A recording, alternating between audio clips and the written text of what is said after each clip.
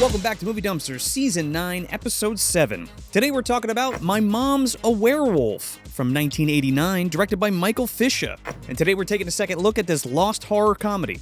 I'm Joel Lascola. And I'm Sean O'Rourke. Welcome to the Dumpster.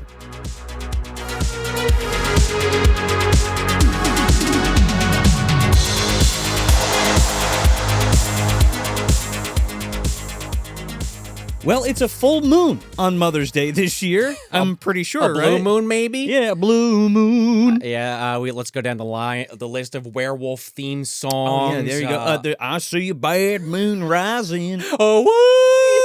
Werewolves of Los Angeles. Los Angeles, yeah. Not San Francisco. Oh, those were vampires. Oh, there's probably a werewolf movie out there. Yeah, I think so. Where does bad moon? I was like, well, that's Oregon. Well, we covered that one too. Go back in the catalog. Are there any Los Angeles werewolf movies? Oh yeah, The Howling, I believe. No, that's New York in the beginning. What's the Nicholson one? Oh, Wolf? Wolf might. No, I feel like that's upstate New York or some shit. Well, thank God we have My Mom's a Werewolf to take us to Los Angeles with a werewolf. All right, Joe's checking out Wolf. It's one howl at a time. Hold on, I need to. Oh, I don't know. They don't tell you much. That's also, I would argue that's not even really a werewolf, but let's cover that another time. Yeah, let's not go down that James rabbit hole. Spader, Jack Nicholson, He eats a deer. Michelle Pfeiffer. Bites the shit out of it. Yeah, kind of like Mom with the pork chops later in the movie. Spoilers, but it's possible she is a werewolf. It's in the title, guys. I don't think that's a major spoiler. She went back to the paleo diet. Let's put it that way. Right, yeah, vegetarian to paleo. Yeah, she was moving up the what was I going to say? The ladder, the meat ladder. What do they call it? The animal kingdom or some shit? The food chain. Food chain. Yeah, I learned that like in first grade, and I couldn't remember it, Joe. It's all right. We can't remember everything all the time. No, you know? Especially when it matters. Especially when it comes to our carnivorous lunar activities. Yeah, exactly. Mm-hmm. But if you want some more Movie Dumpster content, you can head over to patreon.com/Movie Dumpster. You can get an ad-free version of the show for as little as $2 a month, and you can get some other great stuff at the $5 and $10 tiers. We also have a YouTube membership program, which functions like Patreon, but it's kind of like Patreon Lite, right? You're not going to get any of the physical items that you get from Patreon, but you're going to get stuff like commentary tracks and minisodes. So if you want to check those out and sign up for either of those, help support your favorite show. And if you're watching the show on YouTube, please like the video and share it and subscribe if you're not already. And if you're listening on your favorite podcast app, leave us that 5 stars and a thumbs up and write a review if you got the time. Even a sentence helps. We're always talking about growing this dumpster community, and you guys leaving those reviews and sharing the show is the only way that's going to ever happen. And if you're interested in what we're doing outside of the podcast, you can always head over to moviedumpsterpodcast.com, find out where the Dumpster Boys are going to be, possibly in your area. We also have a store with Movie Dumpster merch. The towels, the beach towels, I keep bringing them up the last few episodes. They're coming back soon. Get ready to shine your butts. Yeah, and don't forget those t-shirts too, man. We got that brand new I'm loved in it design. Right. Done by the our resident artist, Davey DeForn. Still in love with that. I actually forgot about that. Thank you for the reminder, Yeah, we Joe. were supposed to do that Leprechaun episode, but it didn't come out. But you can get that t-shirt right now. And also keep an eye out because we're doing a very special Your Mom's a Werewolf shirt.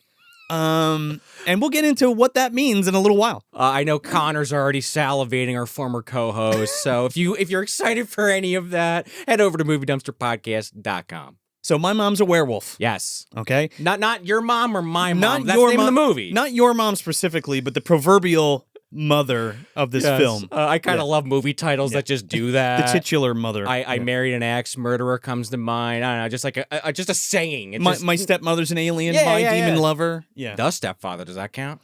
Said Stepfather. I got activated. Well, Joe, sorry. It's not like My Killer Stepfather. True. You I don't know, but I like that. I don't know, the my thing. It's just interesting. Sure. My boyfriend's a zombie, or what the hell was that one called? My boyfriend's back. Or My boyfriend's back. Yeah. I Was a Teenage Zombie There you is the other one. Just a fun naming scheme to see occasionally. Big in the 80s, early 90s. My Science Project. I'm trying to think of all the ones. My Pet Monster. I got you thinking, right? Yeah. Yeah. There's a lot of those. This was one when you presented this to me. I'd seen the poster many times. You have it lovingly posted in your kitchen at the moment. Yeah, I did a poster swap for my kitchen, and up until recently it was Mondo Cane too. For years. And I figured, hey, let me put something else in there. I mixed it up. Get mom doing a little shave job. Yeah. And speaking of the poster, this is one of my favorite VHS covers of all time. You got people like, they like Zombie, and there's like some really iconic VHS covers. Bleeders we always bring up. Bleeders, especially like the Wizard video covers are very notorious and all those kinds of things. But I mean, this one is just like, come on. You can't get any better than for a werewolf comedy. Yeah. It's brilliant. You know what you're getting instantly when you see that. You got mom's sexy MILF legs right there, but they're all hairy and she's shaving them. And then you have, you know, the daughter and the husband like, oh my God, my mom and my wife, she's a werewolf. If you don't know it's a comedy, I don't know what the hell you've been watching because their reactions sell it all to me. It's perfectly describes it. And what you don't see on there from the poster is also Ruth Buzzy. Yes. Our friend returning from the being, and the side character also making comical screaming faces. Yes. So yeah, it's perfect. It's like cropped for the tape. Yeah. This is one that is still not on DVD or 4K for that matter at this point. Like it was never released on disc. I was wondering how quickly we would get into that because I watched this on, I think it was Amazon Prime streaming. Yeah. It's on a few other places, but yeah, it's definitely VHS quality. I mean, it's a good ass rip for VHS quality, but yeah, I want at least DVD for this sucker, right? It looks pretty good. It might even be a Laserdisc rip. Oh, that might make more sense. It might be. I'm not 100% sure. I didn't see any scan lines. I mean, look pretty good. I mean, that's the one we're using for the reference for the show sure. that you're going to be watching on YouTube if you're watching on YouTube. It looked good for 4:3 independent film from 1989. I thought it looked solid. Yeah, but that print and that transfer is better than the VHS for sure. So I'm thinking it's Laserdisc. Now, I don't know what happened to the original film elements of this. There's really not too much stuff behind the scenes because it just doesn't exist. I don't think I mean, there might be something out there where somebody did a deep dive that I just did not come across. You missed it or something, yeah. Or we're it. Yeah, right. well, like on like a blog or something, or you know, there's a lot of those people who you know do deep dives on these movies and don't really get a lot of recognition for it. I'm just thinking Fangoria or Gorezone might have had something on it since they had product placement in this film. I don't know if it was approved product placement, but they both appear. I'm sure. I mean, maybe it was covered in Fangoria. Yeah, it's like, hey, look. But it must have been like a little blurb about it because it's not really a horror film. No. You know, and even though it's a horror comedy, it's much more a comedy than anything else. Big time. It's the horror is the window dressing or to get you in the door. Kind of like, I mean, I was going to say Mom because there's a lot of connections with Mom in this movie, even though Mom is actually way more serious. We covered that a year or two back. Yeah. I think, Mom is definitely the more serious of the two movies, even though that has like a lot of black comedy It does, which this does too, but I just, Mom, there's going to be some references. Brian Jones and John Saxon definitely know each other. Let's just leave it at that for now. But yeah, go back and check that out that was also a Mother's Day episode. We didn't say that. This is our Mother's Day episode. Yeah. Well, I said it was a full moon on Mother's Day. Oh, you did? My bad. But no, it's all good, but it is, it's our Mother's Day. Do that. Yeah, it's our Mother's Day episode for sure. Like you said, we didn't get to do Leprechaun this year, so goddamn it, we're doing Mother's Day. I don't know, we do the fringe holidays that most people don't think about. Well, once you for movies, I mean. You gotta run with it, you know? We already finished the Stepfather off, so Father's Day is on break. We're doing what we can. I'm sure there's still killer dad movies or some... well, there's the remake of Stepfather if you're really itching, Joe. You can look right up there behind you. There's Invisible Dad, so don't worry. There's plenty to do. I actually think you've told me about Invisible Dad. There's even Invisible Mom. There's two Invisible Moms, and one of them has Dee Wallace in it. Well, Movie Dumpster Season 10, 11, and 12. There's your future, It's all folks. sorted out. Don't worry. This one really needs, in my opinion, it really needs the physical media treatment, and I don't know why that is. Whether it's the original film elements are gone or locked up in a vault somewhere, I really don't know. Now you got to understand, with a lot of these old distribution companies, like this one, Prism put this out, right? Crown Pictures International, I think, produced it, and then Prism put out the distributed it. Those companies liquidated. Like Wizard Video and Prism and AIP and all these different things, media and Canon and all that shit. So it becomes like lost media. You have a lot of problems. Well, that's so with music, but with video games where it's like, shit, who owns this? We don't know. Exactly. It's a rights thing too. And because there's not that many heavy hitters right now, like big production companies, right? So when a lot of these companies liquidated and got bought up, they were bought in batches by other companies, distribution companies, to make a buck off of, right? I believe the Prism catalog now either resides with Lionsgate or Paramount, and I'm not exactly sure which one. So never gonna get resurrected if Not- it's either of them, honestly. Not necessarily, because Lionsgate got a better shot. Lionsgate usually plays nice with like Shout Factory, Okay. and Paramount has been teaming up a lot with TerraVision and Oh, have they? Vinegar Syndrome, so they've been kind of letting them crack into their vault of stuff, for lack Okay. of a better term.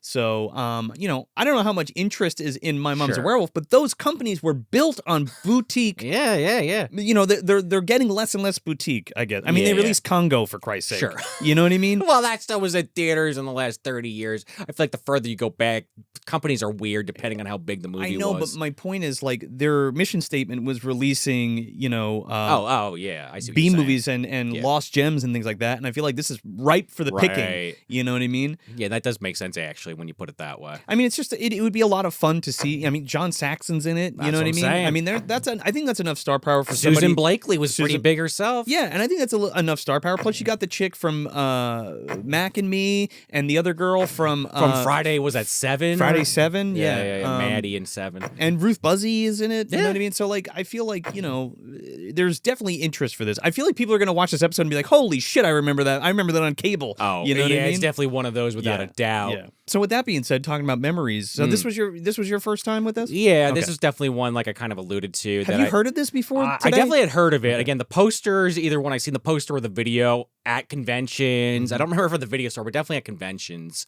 horror conventions. So it was one Joe had brought up many times over the years, just being friends. Maybe not even on the show, but just you've brought it up. I know I've brought it up. Yeah, at some you point had to have early. even quoted it around me, and Yeah. it probably went right over my head. Or even like, hey, we should watch this. Yeah. So it was a long time coming. It's just one of those ones never got around to, and here we are. There's a time and a place for everything. Yeah. And Mother's Day was it, apparently. Mother's Day was it. 2026.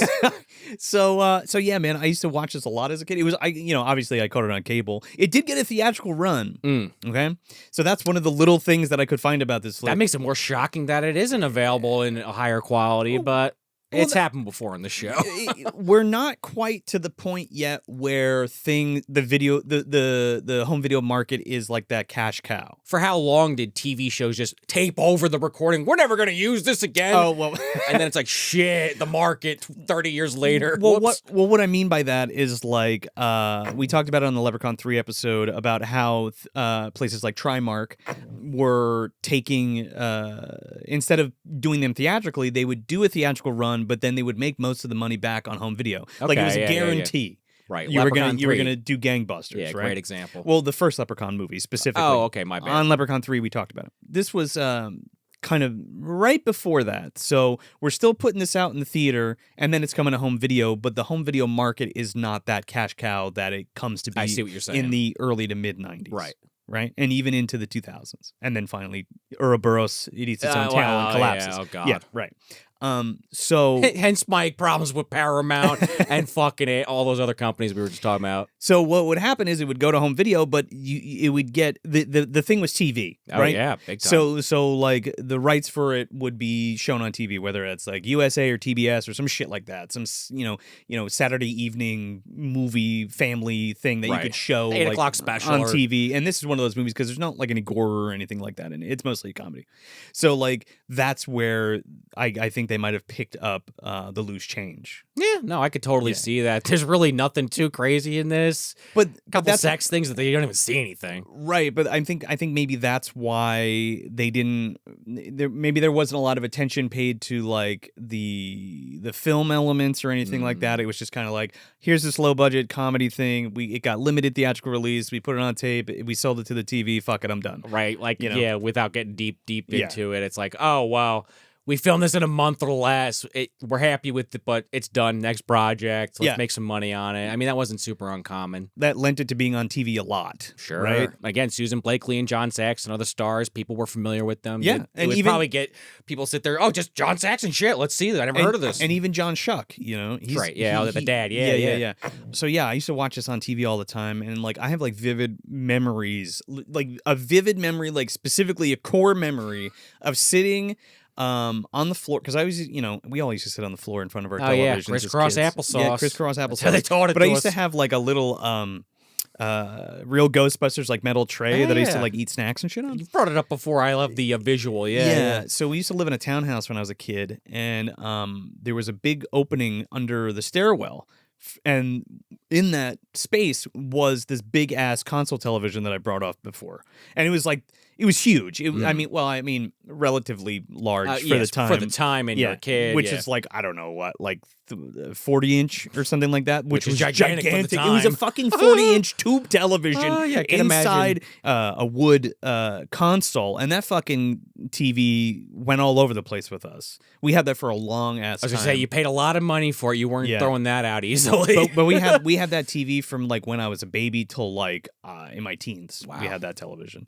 So I have a lot of good memories with that, like watching Alf and shit like that. But I remember specifically this movie in that townhouse, sitting on the floor, and like the intro with "Hey there, little Red Riding Hood," you know that song. Yeah. That they love to replay throughout the movie. I mean, I dig it. It totally works for song. this. It works for this too. Yeah, I just have like a very core memory of that, and my mom always would have stuff on like this, or like whether that's Freddy or Jason or Child's Play or My Mom's a Werewolf or Monster Squad or Killer Clowns, whatever. It always comes back to my mother. Oh yeah, that was her sauce. That was her sauce. She always had it on, and this was one we could kind of watch and I not get scared of. Oh yeah, even though John Saxon's pretty scary in this movie. Yeah. Well, when that mirror breaks towards the end, that could get you right. That could get you pretty good, especially as a youngin. Yeah. Knee high to a werewolf. I guess. Yeah. I mean, knee high to a lycanthrope. You're little is the point. Yeah. Shit's scary when you're that young. So over the years, it's just been a staple for me. And it was fun to come back to in my teens, and then of course coming back to it now for the show. It was a fucking straight like fucking shot of nostalgia right into my arm, and I was like, it was like a warm blanket wrapping around me watching this. But yeah, man, there's not too much about this. The director and the writer I have just like a little bit about, which is just more interesting to me than anything. And the director is Michael Fisher. And he directed Death Spa and Crack House. And the writer is Mark Pira. Now, the only other writing credits he has are for things that he's also directed. Okay. And the shit that he's directed, I was like, oh, really? Like, he directed these things? He directed Polish Vampire in Burbank, Death Row Game Show, which I was surprised about, Curse of the Queer Wolf, which might be a stay tuned for the episode for the show. That's a sequel to this, obviously. Yeah, exactly. And Nudist Colony of the Dead. So that's the only one I've heard of, and I think they reference that in this movie. I think Stacy says that a couple times. I think she does say that when they're at the convention. Have you heard Nudist Colony of the Dead? Yeah. Okay, that's why that's in there now. And there you go. That's why I'm like, I've heard of that when I was in the fucking movie, Sean. So that's pretty much it. I don't have.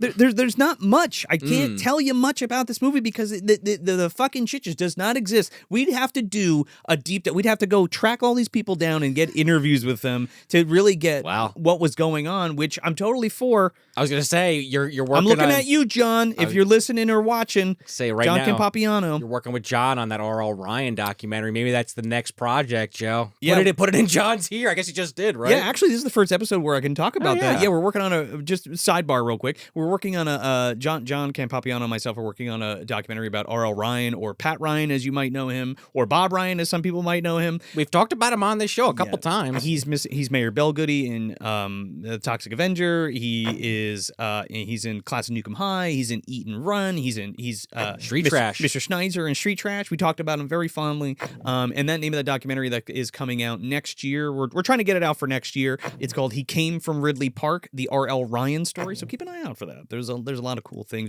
We've been chatting with some really cool people. It's been incredible so far. So I'm excited about it. So and I'm all about like, let's keep taking these deep dives. And I would love to get into some kind of film restoration, distribution, special feature producing thing. So hopefully this kind of swings that way. I've talked about that for years. For a long time. So that would be really cool. But with that being said, let's finally get to My Mom's a Werewolf. Do you want to do the plot crunch? Or you want me to do it? Since you had such a large history, I'm kind of curious to hear your crunch. Okay, yeah. Lonely housewife, Susan Blakely. She's lonely, all right, man. She sure is.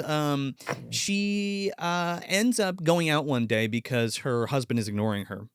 And in this process, she goes to a pet store to get some flea collars for their dog. and Bardo?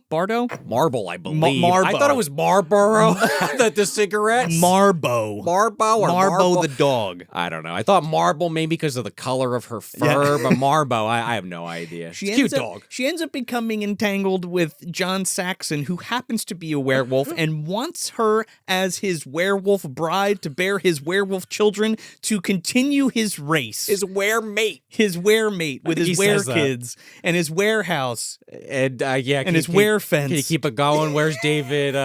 What's his? Fuck, I forgot his name. The guy from Talking Heads.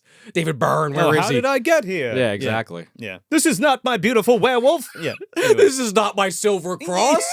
No, seriously, get that the fuck out of here. And the days go by, werewolves howling at the moon. Anyway. Full moon in the sky. Can we keep this guy? Everyone's clicked off the video. I mean, we could, yeah, they're already, goodbye. Our views just tanked. Anyway.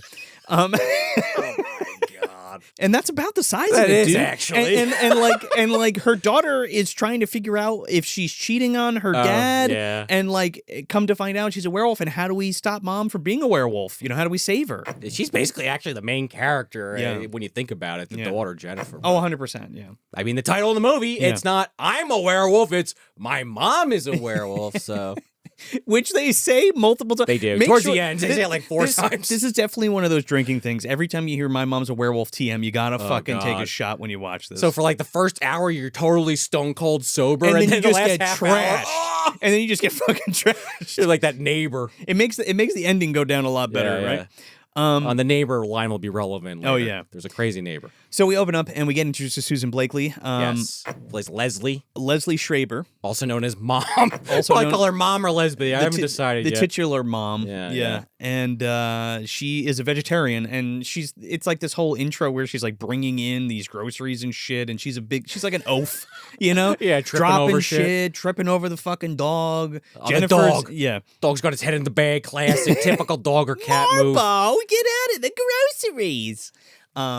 It's funny shit. Like, it's fine. No one's helping her, though, is the key point, the visual storytelling. Jennifer, like, goes inside and just, like, leaves her out there. She gets instantly on, like, the phone. Oh, yeah, Mom, door's open. It's totally locked. Oh, by the way, Dad's on the phone, Mom. He's like, hey, how you doing? How's my little bran muffin? And she's like, waiting for her big cucumber. And you're like, oh, boy. Yeah, a lot of subtle sex jokes kind of peppered in here. Nothing too hard, but I was like, oh, man, that slipped under the censors. Yeah. Oh, yeah, low-budget fucking movie. So a running gag through this movie is, like, Mom's a vegetarian, and she's always like making these like crazy like Betty Crocker concoctions that are like vegetarian based. Like I'm gonna have spinach with cultured yak butter on a tostada or some shit. Yeah, what was it? Some kind of seafood quiche. Some kind of seafood quiche. Actually, it sounds pretty fucking good. Like I'm down for some yak butter quiche. It sounded disgusting to me, but I'm glad you're gonna have a good time. I'll watch. I would at least taste it. I would at least taste it. All right, that's fair. But you know, she's also a werewolf, so like, is there like hair and shit in there? Like that would fuck me up. At this point, she's not. Okay, Otherwise, she'd be having some other shit in there. Dropping some hair in my quiche. Yeah, exactly. But I love the gag, too. At first, you don't realize it's a gag, but as the movie goes on, you kind of realize it. Dad, oh, I'm working late. But really, he just hates her fucking cooking. He's for like, 15 years, I'm working late. Sounds great, honey. Sorry, I got to work late tonight. I got to hit the old Arby's drive-thru or whatever the fuck. When he finally shows up, he's got the takeout bag. He like shoves it behind a pillow or something out of sight. The dog like eats it. Yeah, good shit. We're also introduced to Jennifer Schreiber, who you just said, and she's played by Tina Caspary. Only thing I've ever seen her in was this. Did she have it? She's the next door neighbor in Mac and Me. Oh, that was a Mac and Me reference. Okay, she's got a Wikipedia page that you can click on, so I didn't look further. I think now she teaches dance or something like that. Yeah, that's still one we got to do.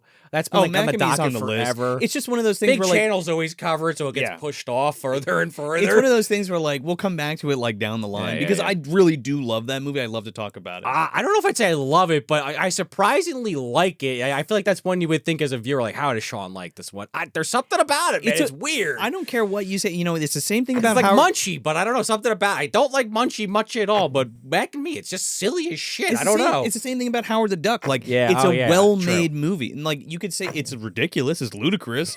There's some wacky you can't shit look in it. away, but right? it's just a well-made movie and it's It fun to is. watch. It's just a God. good time. Don't go back and listen to what I had to say about Howard the Duck. Shit, that was so long ago. I need to rewatch it. It's a good. The consensus on that was like this movie isn't as bad as everybody says it is. Oh well, yeah. I think There's so much worse movies you could watch than Mac and Me Absolutely. or Howard the Duck. I That was 100% agreed. Or even My Mom's a Werewolf. This blows both of those out of the water. But anyway, So then we get introduced to Stacy Puba, who is Jennifer's friend. Stacy. She's Diana Barrows. That's her name, and she's from Friday 7. She plays like the nerdy girl who Maddie. does herself up with all the makeup and then gets her fucking head cut off. She can have like a date or something. It's been a while since I've seen 7. Isn't that like the thing? It's that like she's all that thing Okay. where like she's like the nerd, and you take her glasses off and put some lipstick on her, and all of a sudden she's pretty. Oh, you know? okay, yeah, one of those, right? I love Stacy Puba in this movie. She's great. funny. I would totally date this chick. Oh well, I am not surprised in the least that you Yeah. said that because she is my literally the horror convention stereotype. She's the best. for better or worse. She's the best. Puba! She's the Yeah. fucking best, dude. Because when you see her on screen in a few minutes, she is just decked out like in some kind of like ghoul outfit. Well, that's what it is. So Jennifer leaves and meets Stacy at Chiller Theater. no, Fangoria Weekend of Horrors, Yeah, maybe yeah, because yeah. like they call it a sci-fi horror expo, and like you gotta understand like. Even then, like Yeah. in the late 80s, I think Fangoria Weekend of Horrors started maybe in the early 80s, mid 80s. Well, they mentioned at some point issue 43, so it's got to be fairly early Well, on. they're talking about like Famous Monsters. Oh, well, that's fair. or Maybe that's unrelated. Starlog or some shit, Yeah, which good was point. around before Fangoria. Okay, fair enough. I think. Yeah, I see what you're saying, though. Or it was like adjacent to.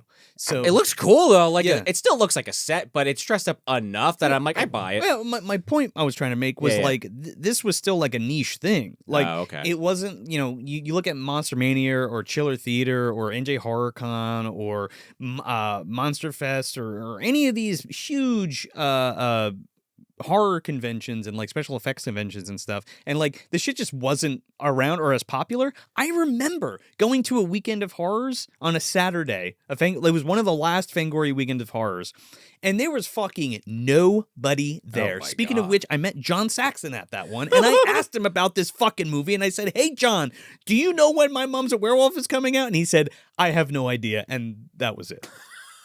He's like, I filmed that a very long time ago, Yeah, Mr. Lascola. everybody's like asking him questions about Nightmare on Elm Street and shit, and I'm just like, "Oh, when's My Mom's a Werewolf coming out?" He's like, where's the solitary Black Christmas fan in this fucking line? I know. That was before I had seen Black I Christmas. know. That's another one I feel like Yeah. we talked about it so many seasons ago. I feel like it's people talk about it more now, but even like 10 years ago, it's like Yeah. Black Christmas. What is that? And then they did like 3 remakes, and people Sure. finally looked it up. I mean, I was still a kid, so I Yeah. didn't, I wasn't super versed yet. Not the fact that you knew about this, he was probably maybe a little surprised, even if he didn't Because say. I grew up with it. Yeah, That's well, the difference. true. But yeah, it's just cool that they're at a sci-fi horror convention. Yeah, And regardless. Stacey's there, and she's dressed up in her fucking cape with her makeup and her fake teeth and stuff, and she's just like freaking out, dude. She's like, oh, could you lend me $150 for this collectible?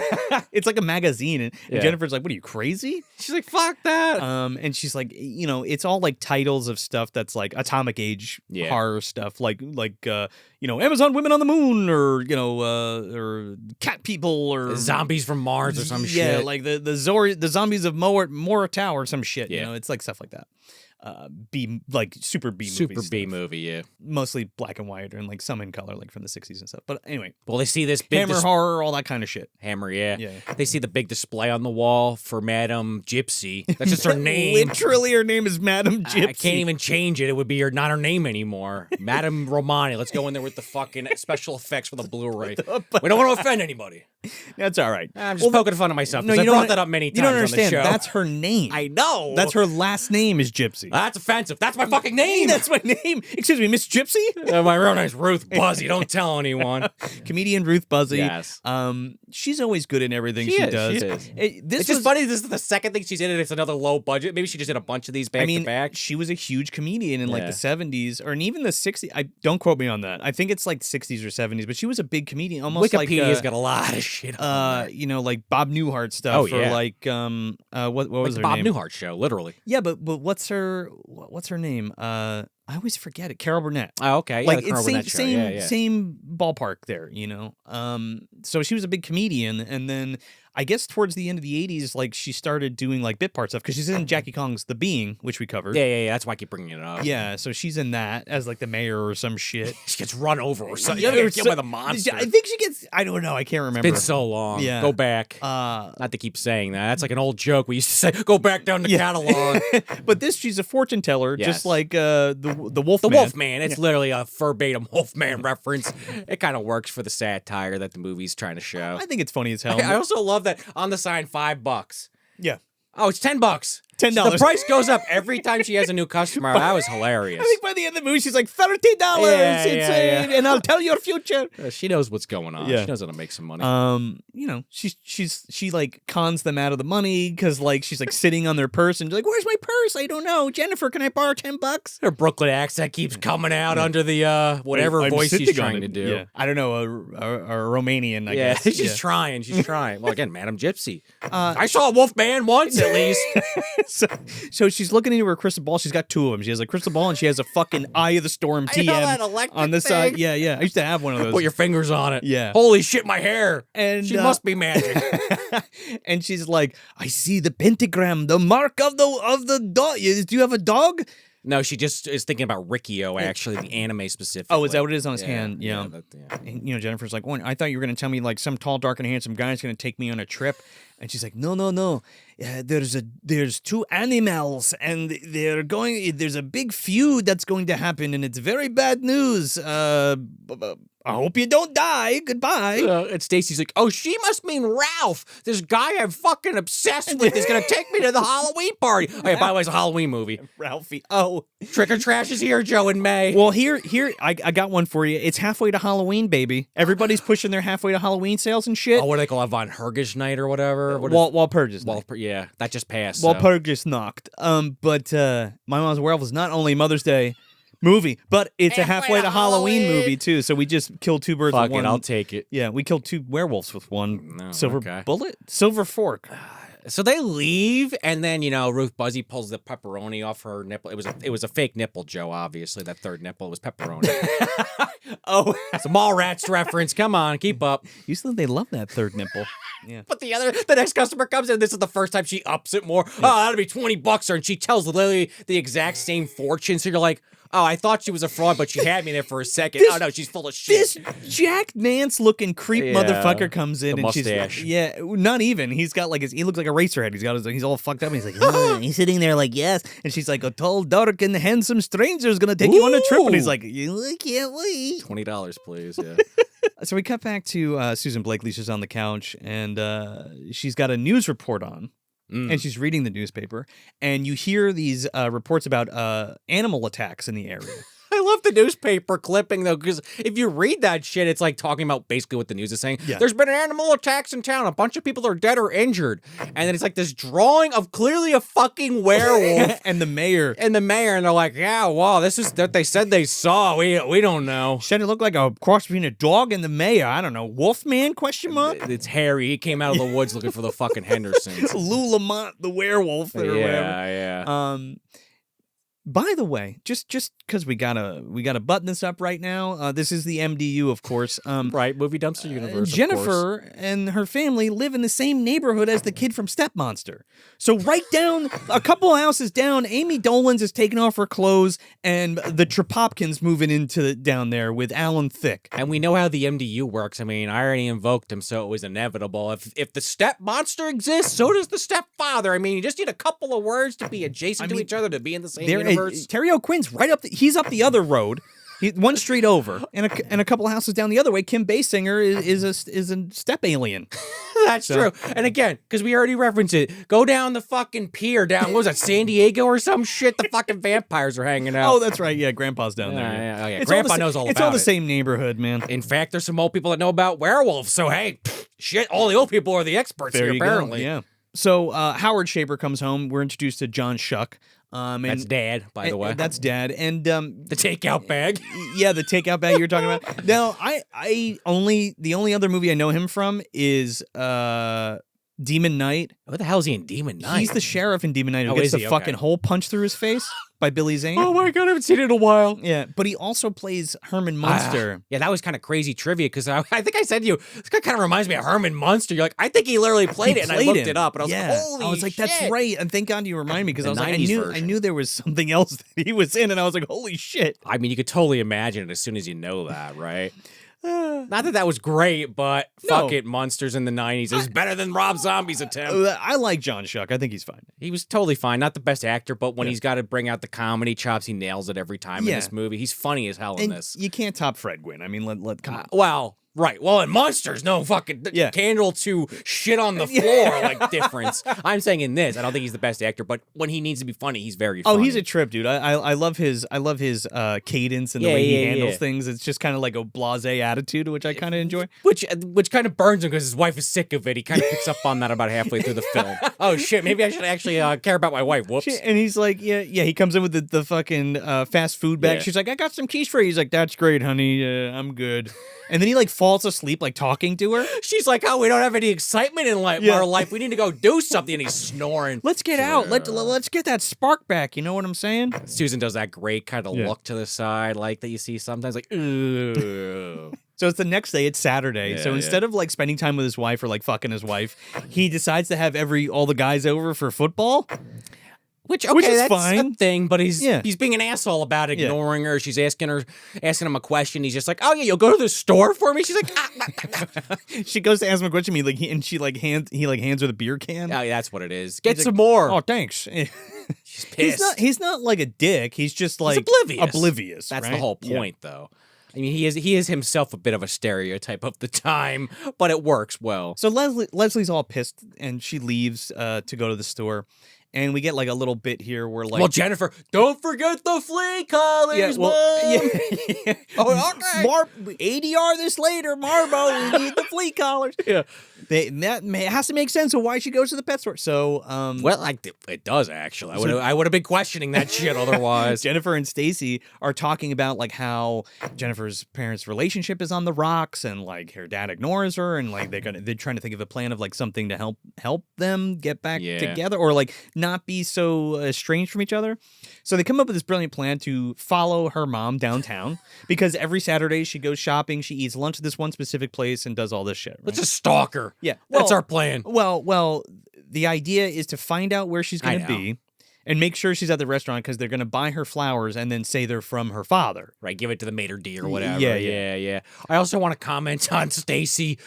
This is like literally, I guess it was made in 1989, Sean. What are you trying to say here? Pulled out of the 80s. She's wearing a literal Blossom fucking outfit. She looks like Blossom. Dude, it was in style. She's got the fucking hat with the flower and everything. I love how she goes from like conservative to like sexy. Just pointing out like in the beginning, the yeah. Blossom look and all that stuff, but like she like starts to become like 80s sexy when she becomes a werewolf. I mean, I'm specifically talking about Stacy when I mentioned Blossom, but you're right, like the conservative kind of down to earth, doesn't have a wild side mom, and then by the end she's like listening to heavy metal. She's got sunglasses on, leather jacket. By the way, Susan, Which fucking Sam Raimi saw this. He's like, I'm gonna use a Spider-Man 3. Hell yeah, hell yeah.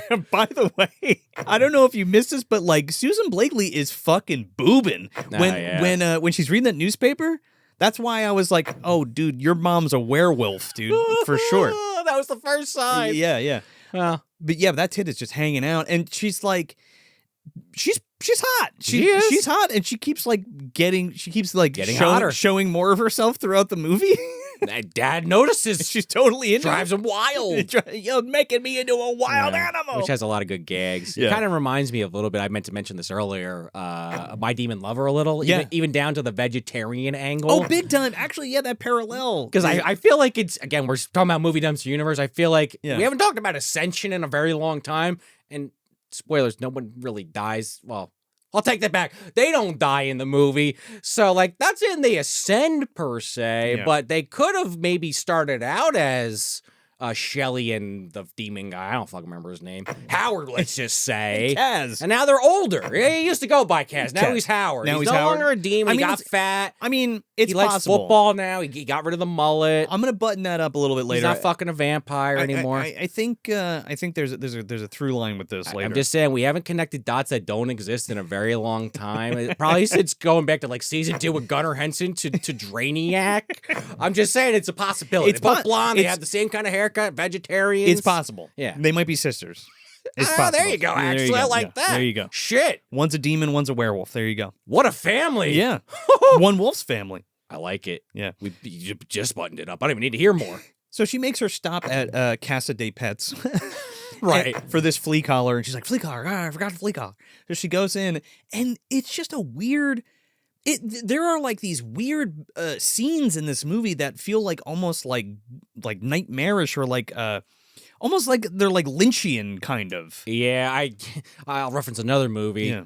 Pee-wee's Big Adventure Or Pee-wee's comes to Big mind. Adventure kind of, yeah. I think they even stole some sound effects from that fucking movie. If not the Playhouse show, for sure. I mean, this is one of the less extreme ones, but it is just a weird scene. It leads into what I'm referring to. Yeah, when yeah. I know what you're First talking John about. Saxon is introduced, and then there's a Well- weird scene I'm talking about. Well, you're right, but like, there's like some weird fucking like in this place. yeah. It's not just like regular animals. That's what I mean by It's like that. exotic animals. A lot of them are in the back, And but yeah. a lot of them are in the back. But like, there's like something that like runs across the floor at one point. I think that's supposed to be John Saxon Is in it? wolf form. No, get the fuck out of here. That's how I read it, because it runs right to the area he sits and then he up sits from. up in. What But a they never bizarre show thing. that again. Dude, you think that's true? Like I was a That's mini how I read werewolf, right? The werewolves in this, when they finally show it, like at the end, they look fucking amazing. But this isn't a movie about a lot of transforming. No. It's like, look at his eyes and his fangs, and Well, that's pretty much it. They also implement like vampire stuff to this, like the Right. hypnotizing and things, Yeah, which yeah, which yeah. we'll get to in We'll a get to second. in a second. But like now that you mention it, like it crossed my mind, but like maybe that is because if we're incorporating some of that vampire lore and kind of mixing it up like a cocktail with the werewolf, like maybe he can turn into like a smaller shape-shifting John animal. Saxon is fucking Dracula in this movie, just straight up. I mean, yeah, He's Dracula. but he eats a bulb of garlic and drinks fucking holy water. Besides that, he's Yeah. Dracula. He's fucking Dracula. But yeah, he pops up out of nowhere and he's got these sunglasses on. And that's why instantly I think of Brian James had the same fucking outfit in Mom. Oh. The sunglasses. And technically, he's the red a- eyes. Technically, Brian James is a werewolf of some kind. Of some kind in Mom. Mom. That Yeah. and plus just He's a- relative being turned into a monster element also. Yeah, and that he's was a- a more serious film, but He's a cousin. yeah. There's a lot of relations in My this film cousin's we're a finding werewolf out. Yeah, or something, exactly. yeah. Yeah, that's the other sequel we The never other got. sequel. Cousin Vinny's in there somewhere. Yeah, I guess Joe Pesci the vampire. Oh, now I'm mad we never got that. Oh man, Shit. imagine if we got a Joe Pesci a vampire movie or Joe Pesci werewolf movie. Now you're making me mad we never covered the fucking Super after 10 Oh. years, damn it. It's on the shelf over there, man. Damn it, I like that movie. Well, let's fucking The do it then. Super. Doesn't turn to a... Maybe he does. Maybe we'll get to it. Maybe you don't know. You haven't It's seen it in a possible. while. It's possible. So John Saxon Yes, is yes. Harry Thropin. Throper. Thropin. Throper or Thropin? Thropin. Thropin and in the... I don't know. That was a bad He's joke. deep thropin. Deep Thropin. There you go. She's about to be deep thropin Harry, yeah. But again, he like puts the sunglasses down. Hey, look at my red eyes. But he's got fangs. right. The whole And time. He's got fangs the entire movie. Like He has- canines. like bitchin' canines. Yeah. He looks like fucking Tom Arnold in Big Bully with that fang. fucking with that big fang. They just need a glycerin Yeah, effect. like ding. yeah. But yeah, he's wearing sunglasses all the time.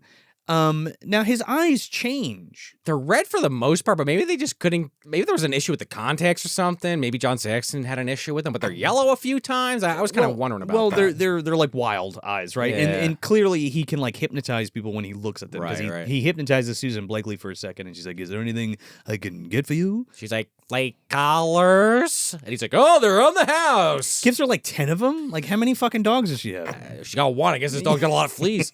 She doesn't say no. Compliments of the house. And then she leaves, and then he eats a fucking mouse. Yeah, classic turn the head to the side move. Hey, some way to save some budget, But right? he turns back and the tail's hanging out and he like chews it good. up. And I also remember that scene specifically because John Saxon freaked me out as a kid when I saw this movie. He plays it well. He plays a weird. He's very creepy. He's very creepy in this. And then just for plot convenience sake, Mom gets her purse snatched.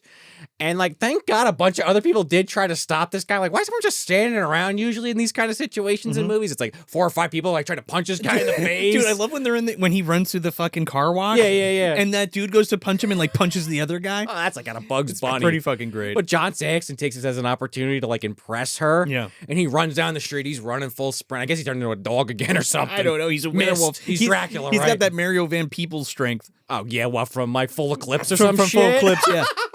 Well, He's on the he werewolf. looks more like a werewolf than Van Peebles did in his film, but He's on the werewolf squad. yeah. Oh God, they're going head to head. He fucking lifts this dude up and like throws him across the street into like an egg truck. That was great. They come out like, what the fuck are egg crates? What Shit. happened?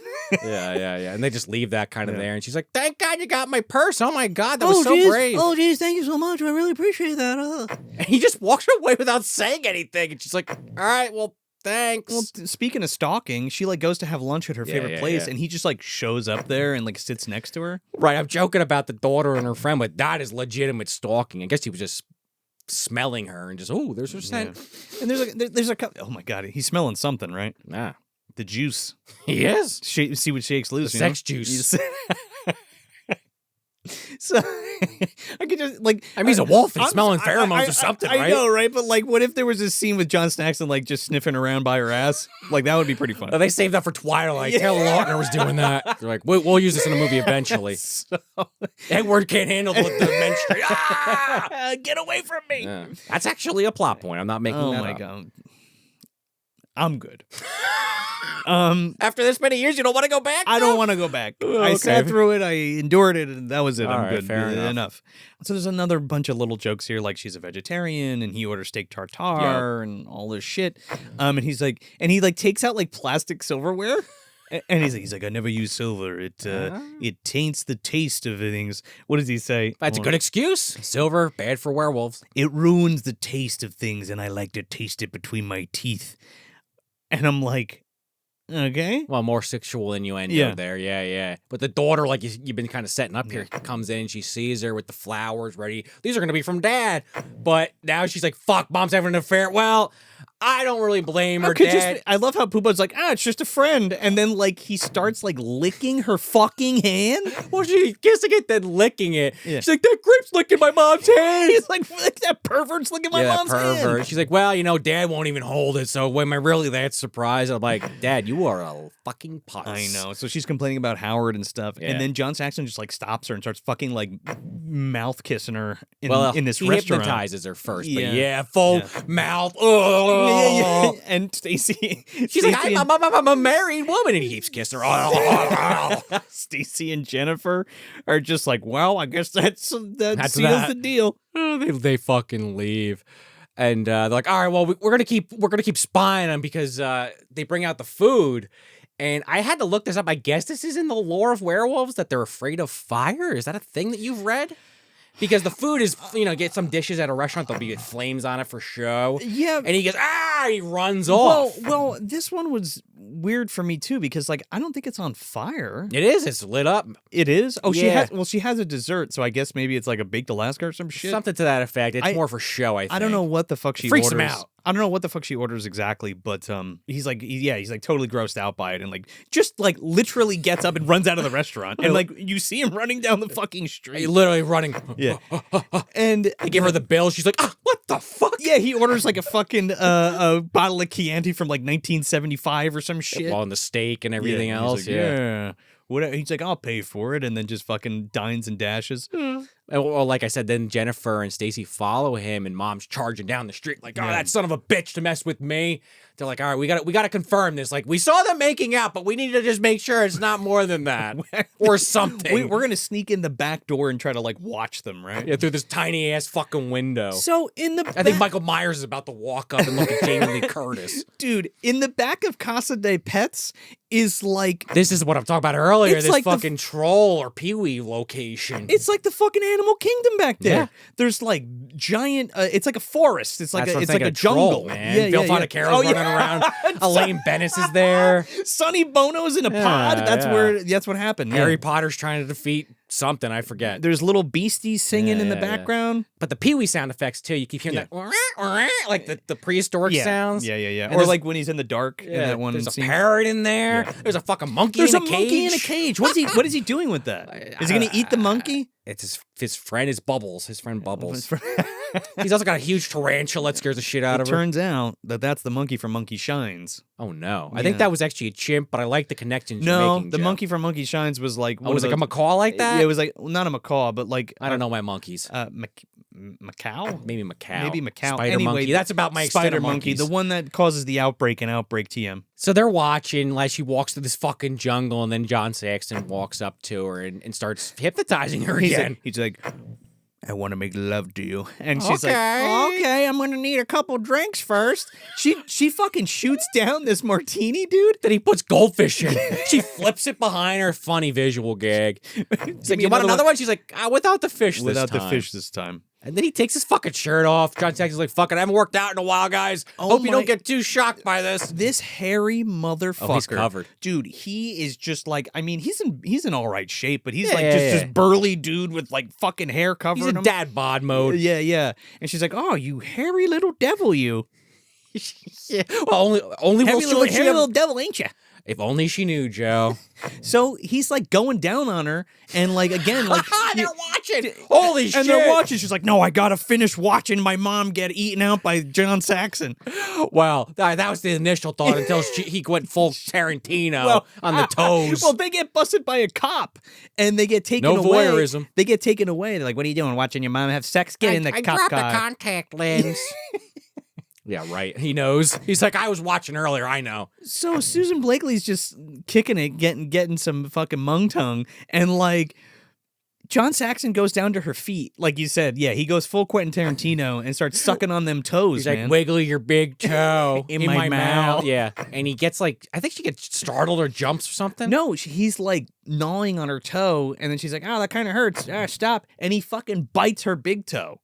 It's just like Don't ask for this guy to ever give you a blowjob. It's just like Once Bitten when what's her face goes down on Jim Carrey, and instead of sucking his dick, she bites his inner thigh. Right, another comedy movie, Yeah. comedy forward for sure.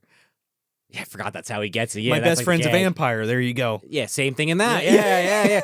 It was a trope at the time because it's like directors or writers are trying to figure out, well, how can we do this without the obvious bite on the neck? And so that was, I feel like we've even covered one or two that did something like that, or a zombie bite. I like it. Yeah. It's just funny too because when they show this toe later and it's like engorged my like something out God. of a Sam Raimi movie. This thing like, cut that off. Yeah, this motherfucking thing needs to be amputated. Yeah. I've expected like a claymation scene with pus to come out of it or something. Oh, dude, like Lionel's mom's arm. And literally. Yeah. She's like, yeah, my toe, I stubbed it. She tells Jennifer later. It's this purple fucking like potato. It looks.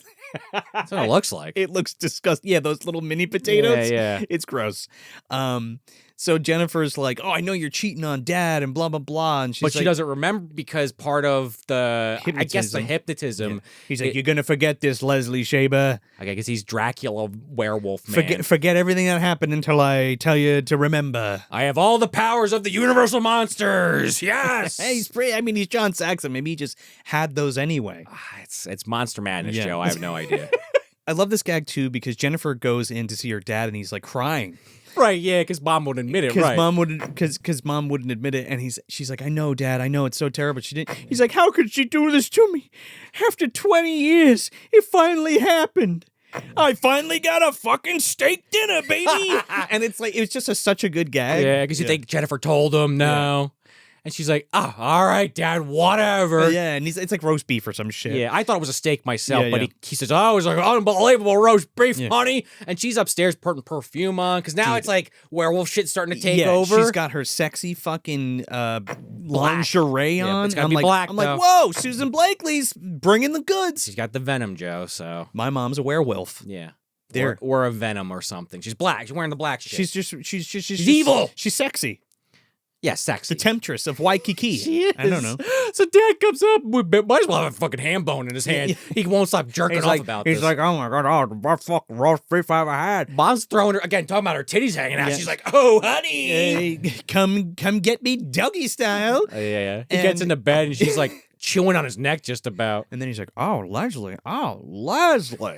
And then they just fucking have raucous animal sex all night. The dog's eating the rest of the roast beef off the plate while they're howling, like moaning. Oh, it's so funny because she's like, Howard. And he's like, oh, yes. Children's film, by the way. So fucking fun. I mean, family, quote unquote. Yeah. I kind of love it. It's just, I was like, huh, what was this rated? But that's one of those things like you would watch. Oh, I'm joking. I know, but that's one of those things you'd watch as a kid and like you're with your parents and they're like, they wouldn't think of it. They're just, I don't know, kissing or something. Howling, like Dr. Moon. They're just excited to be together. While the dog's eating the roast beef, yeah, right, yeah, exactly. So later they fall asleep, and John Saxon is now he's a hag. Yeah, right. He's like a fucking dream demon. He's like Freddy Krueger. He's like influencing her dreams. He's got every power, man. Well, Monster madness. I keep saying it. That's the thing. He's like Nosferatu or some shit. He's something. Yeah. He's got compound V injected in him from the boys. You never know what's gonna come out. So he's like putting this dream into her head, and he's like chasing her in her dream. This part was so cool, like the way it was directed. But this is like one of those scenes that's like totally out of something else almost. Right? It's like otherworldly for this comedy movie to have it in there. And again, even I didn't mention before, but even the score to this movie, oh, it's great. It's not corny, like it's good. There's a couple moments where it gets into circus music territory. Oh my God, I was gonna say there's no circus music. I think 95% of it is not. There's like one or two, and usually it's when it's trying to rip off another song, let's say. Yeah. Specifically when we get to the dentist scene. Oh yeah, we'll get there. But that's hyper specific to what they're going for. So yeah, the music's good though. Yeah, but so she has this dream, and like John Saxon turns into like this monster. He's chasing her, which is crazy. But it's not a werewolf. It's like a ghoul monster thing. Although this also has the silliest shot in the whole movie when they're running down the hallway and John Saxon's running like that. Looked horrible. It looked horrible because they weren't actually running. Right. And it's like, why did you shoot it that way? Insert it into this amazing dream sequence. Like this terrible shot takes you so out of it. And then he's just like, like mini jogging. Not even trying. With the sunglasses on in a tracksuit. Yeah. So she wakes up. She's like, it was a nightmare. I'm having a nightmare. Well, he goes, well, I look like this. And his face changes to like some disgusting thing. She's like, ah! Yeah. But she wakes up and Howard is sitting next to his bed and she's like, oh, I'm having a nightmare. And he's like, you're having a nightmare, huh? And she's like, wait, I'm having a nightmare? His face changes. And then he turns into the monster. That was a great double fake out. And like from now on, she thinks she's having a nightmare the whole time because she wakes up and she looks in the mirror and she's got fucking fangs and her ears are growing now. Dad's like, oh, you sleep in, baby. Yeah. you wore yourself out. She's got looks like a hangover. Her eyes are all blackened out. Yeah. I'll be home later for some more hot sex and roast beef. Going golfing. He's living life, man. Dude, he is loving it. Yeah. I love her in the bathroom though. She bites the shit out of a toothbrush. Oh yeah, she's like brushing and it's all like jagged and fucked up. She's like, I gotta go back to bed. This is a nightmare. Yeah. Oh, slaps herself. Your mom's a werewolf. Yeah, well, there you go. It's literally there because Jennifer's like, Mom, one, why are you wearing that sexy nightgown? And two, you said a dentist? You need a dentist? I said I need Dennis because she's going to like the phone book. So she thinks John Saxon's name is Dennis. Dennis, which is a great joke they just keep to the end of the movie. It's great. Every time, you're Dennis, right? He never questions her on it. He never corrects her. Never. It's great. Dennis. But to your point before, she's decorating for the Halloween party, Jennifer. Oh, when it's Halloween apparently. Or close enough they're having a party. Yeah. I guess it is today. It's LA, so it's always pretty much warm hot. there. Yeah. I think later in the movie, the cops are like, last night was Halloween. This kind of shit's supposed to be on Halloween. Why now? I don't know. She's like hiding her mouth? Yeah, Mom, yeah. Yeah, and she's like, I gotta call a dentist. She's like, what's wrong with your mouth? What, do you give you herpes? Oh yeah, did that guy give you her? And she doesn't remember because of the curse. She has no idea. Yeah, so she's like, oh, I gotta go to the dentist. Oh, the dentist. So she goes to this fucking like Mexican Steve Martin from Little Shop of Horrors, literally 100%. This guy's great, but it actually works. At first, you're like, "This is just fucking Little Shop of Horrors," but it's actually funny. Dr. Rod Rodriguez. Yeah, and the little kid too, even in the lobby, because she's like half werewolf, almost like a little feral. Yeah, she's like, he's like Monstro, and he's like squirting her with a squirt gun, and she like has like this thing over her face and like scares the shit out of him. Pulls it away to corral hell out of him, yeah. And she goes into also visual gag of people walking out of it, getting teeth work done, grabbing their mouth like, oh, they're all fucked up. I mean, this guy is going to the dentist convention with Steve Martin. Yeah, exactly. Dr. Nick's in the car with them too from The Simpsons. Like bad practices. He can't wait to work on these teeth though. He sees him. Dude, fuck, John Lovitz is there too from Coneheads. Just gotta throw that in there. That's right. That's right. He's actually good at his job. Well, though. He'd be like, these fucking amateurs. Look what I did to the fucking Beldar. I capped bowl of Beldar's teeth. Holy shit, he's not even in the same category. Damn. No. I just love Dr. Rod because he's just like outrageous. He's got like gold teeth and he's got like surgical gloves on, but his rings are on over the gloves, which I thought was hilarious. Yeah, and this is where you get that kind of I'm a dentist, but it's like he's not singing that, but the music is basically that, like a MIDI version. She sits down and opens her mouth and he's like, oh my God, those are the sexiest teeth I've ever seen. Yeah, oh my God. She's like, can you get rid of them? He's like, why? They're so beautiful. Well, he tries regardless with the nail filer, and it breaks on her fang. You're not happy with these. And he's like, and again, more sexual innuendo shit, because he like straddles this woman and he's filing her with the thing and he's like, and the aide's like watching, like, woo. And everybody in the fucking waiting room's like, holy shit, they're really going at it in there.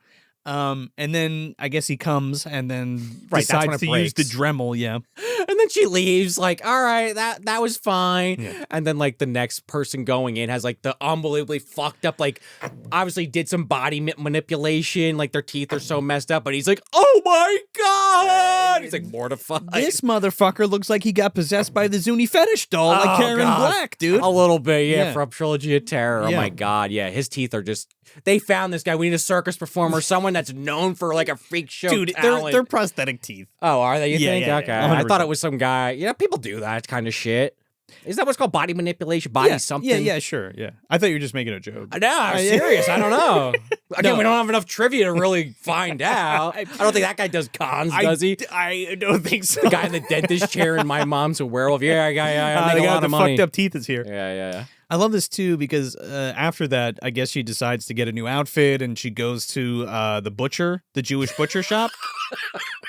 This scene is just like, fuck it, we've got a Jewish butcher joke, put it in there. It's fucking Lou Cutel, man. I don't know the man. He's Air Shrog from Dream Girl from Tales from the Dark Side.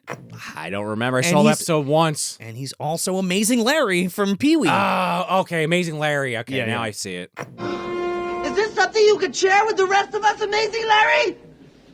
So he's the owner of this Jewish delicatessen, and this old Jewish woman's like, "How was your veal?" And he's like, "I've got the most succulent, most tender veal you've ever had in your life, milk-fed, blah blah blah. It's so juicy, so tender." And the whole time, Leslie's like drooling on the fucking counter and like the glass. As he's listing all the different types of meats off, he's like, what pound of meat? You get a free matzah. Oh, yeah.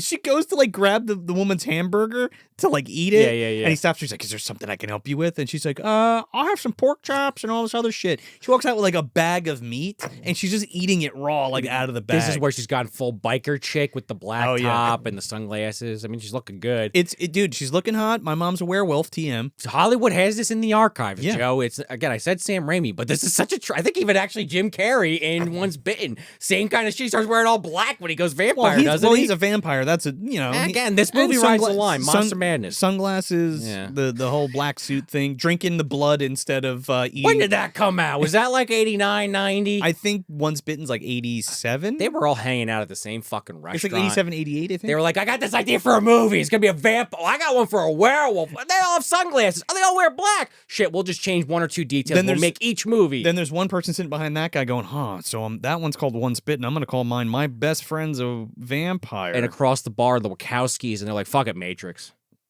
They just heard the part about the leather jacket. They missed the rest. And the sunglasses. That was all they heard. They're like, that's a great idea. Neo. Okay. So she's driving, she's singing, and she's eating a fucking raw pork chop. She like stops next to this old couple and like, oh my God. She's like, look at that, Beth. It's a singing werewolf. When's the last time you saw one of those? Again, they know Grandpa over from Lost Boys. I feel like that has to be an inside joke or something, like that actor. I feel like, am I missing a joke? Like, was this guy in a werewolf thing? I think the joke is just that it's just funny regardless. Is it they're just old people? Yeah. And like they've been around so long, they're like, you don't see too many just singing werewolves these days. I think that's what it is. Yeah. But I just was thinking, I wonder if there's like a deeper joke here I'm missing because I'm so removed from it. I'm surprised they whatever. didn't get like Warren Zevon or some Hey, shit. well, right, yeah, someone recognizable. Fuck, put Grandpa in there. Al Lewis. Obviously, who else would Grandpa be? Well, he's definitely down there in a cave somewhere. Yeah, he's down there. Yeah. So it's the Halloween party. You know, Sherry Belafonte and LeVar Burton haven't showed up yet, but we'll get there. Alf's there in the corner. He's Alf's- like, fuck it. Hey! How you doing? Yeah, this is definitely a costume. Yeah, totally is. That won't be relevant shortly.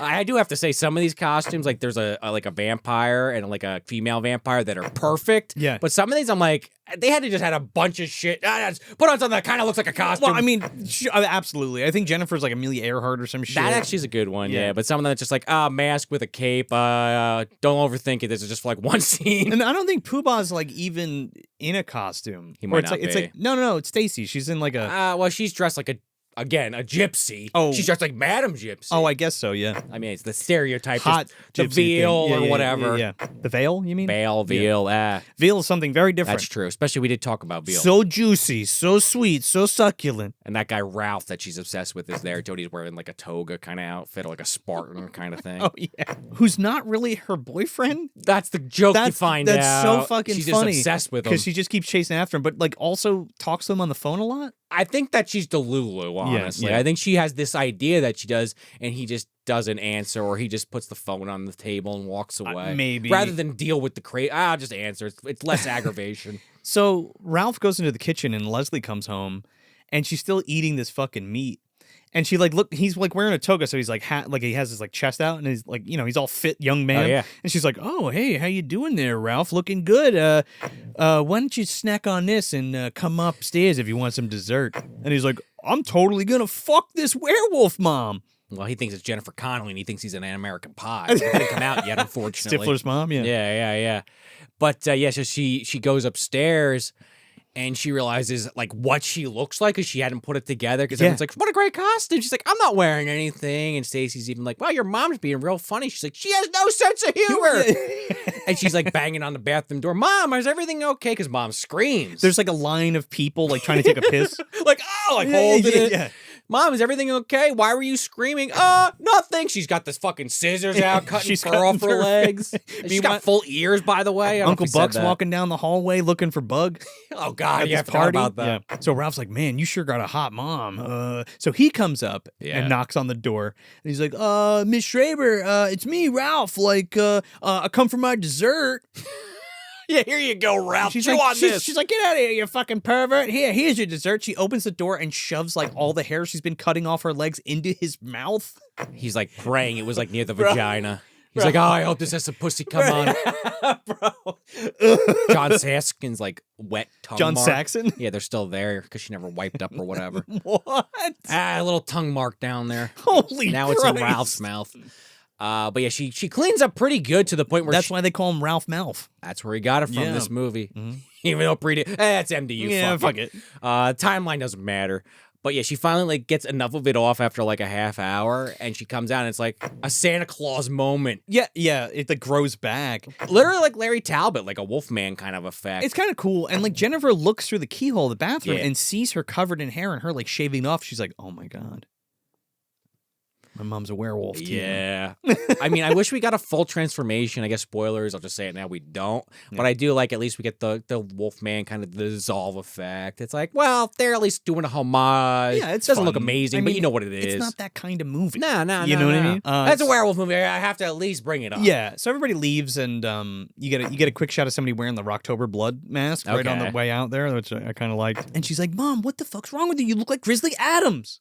Grizzly Adams did have a beard. Yeah, Grizzly Adams did have hairy She does legs. not. No, Yeah, she well, does right, not. well, that's true. Dan Haggerty comes out of it. Hey guys, I'm looking for an elf. I don't know. Did he come this way? He just comes out of a smoke cloud. We haven't brought that up in a while. And then he just like goes back. I know. Okay. Werewolves. So not my rodeo. You know, I did read about werewolves in that book, but I'm after some Nazi elves. I'll see you later. We could have used your help. All right. Yeah. So Dad's still out golfing, I guess, at midnight because John Saxon shows up at the door. "Is your mother home?" And she's like, "Dennis." And she's like, "Yeah, I'm gonna call the cops." And he just goes, "Brimp." And she's Right. like, come on in. She's upstairs. Yeah, he just hypnotizes her, and that's all it takes, and he walks in. So this is a little strange, too, because, like, he goes upstairs. He, like, plot dumps to Leslie. Well, they realized they had about a half-hour runtime left, so they're like, shit, we can't end it here, even though it makes sense. He, like, plot dumps to Leslie about what happened to her. She's like, that didn't happen. He's like, you're gonna remember eventually, but for now, you're gonna forget because your husband's home. But I'll be back. Because he's like, you're gonna be my werewife, and we're gonna have were kids, and we're gonna live in a warehouse. Yeah, that joke we did earlier. Yeah, that pretty whole funny. thing. It is pretty good shit. But I love this shot of John Saxon jumping out the fucking window and then like running away through the lawn. Yeah. Dad's walking up. He's like, "Oh, honey, I got flowers," and he like goes to put his jacket up on a hook that doesn't exist. Just keeps walking. I love when he comes up and she's like smashing all of the lights, so he can't see her. So he can't see her because she's like covered in hair and she's got fangs and ears and shit. And she's like throws the blankets over. He's like, "Hey, I want some more of that hot animal sex we had." And he's like feeling up her leg, and he's like, "Marbo." He's like, "Get out of the bed, Marbo." Yeah, I couldn't help but think of Hellraiser in this scene because I thought of the Uncle Frank part. Oh yeah, where he's like cutting the fucking rat to intimidate what's her face, and he's like, "You're hot one minute, you're cold the next. I don't know what the fuck you want." But it doesn't quite go there. The next morning, Dad wakes up and he's actually kind of into the hot and cold because it's been so nothing for so long. He's like, you sex me up, you make me food, and then you freeze me out. He's like, man, you know how to drive a guy wild. He's literally like Scrooge after the ghost visited him. He's like dancing. He's like, I'm giddy as a schoolboy. 100%. He's going to get that goose. Yeah, for he's sure. excited, man. Yeah. So Jennifer goes to Stacy's house, and Stacy's like on the phone with Ralph, and she like takes the phone and like hangs it up. She's like, I was on the phone with Ralph. What the fuck? And she's like, no, this is more important. My mom is a werewolf. TM. Yeah. And she's like, so what? My mom's a cow. You maybe hang up on Ralph for this and go, what the fuck? Yeah, meanwhile, Ralph hung up on his own. She just thinks that's the case. Because she tries calling his ass back, and it's like the second he hears her voice, he hangs up again. So Jennifer's Ralph, I think we got disconnected. So Jennifer, of course, is like, well, you got all this horror shit. Like, how do I stop my mom? She's a werewolf. She's like, you shoot her with a silver bullet. She's like, I can't shoot my mom. She's my mom. I do love the visual gag, too. Again, that blossom hat, that big hat, resting on a Freddy Krueger sculpture, just on top of Freddy's head. I was like, on the second viewing, I was like, holy shit, that's funny. Yeah, it's good shit. Stacy kind of doesn't believe her, so she's like, oh, she's wandering the streets, and she has that epiphany that she has Ruth Buzzy's fucking card, because she's kind of playing the events back in her head. There's a lot of, like, replayed voiceover from throughout the film, and she's like, oh, yeah, Madam Gypsy. Oh, yeah, because she's, like, walking around, and it's like that, a Rocky 3 scene or something, Rocky 4. She's all sad and shit, like, walking the streets, and then pulls out the gypsy card. And he throws the fucking motorcycle helmet at the statue. Oh, exactly. It's fucking great. Yeah, Ruth Buzzy's there, and she opens the door, and she's like, my mom's a werewolf, TM. And she goes, kill her. And then slams the door in her face. I swear to God, I said to Joe earlier, they had to have done this scene in one take. Ruth Buzzy wasn't having it. She's like, you get one out of me this time, folks. But, like, also, Ruth Buzzy reopens the door, and she's like, come on in, we'll figure this out. That's what I mean. But then, like, she doesn't figure anything out with Ruth Buzzy. Basically gives her the same information Stacy gave like, her. exactly Fangoria, page 39. Yeah. Issue 39. Get across in holy water and garlic, even though that's vampires. Yeah, she's supposed to be like the Peter Vincent character, for lack of a better example. But doesn't, like, do it. She's barely in it.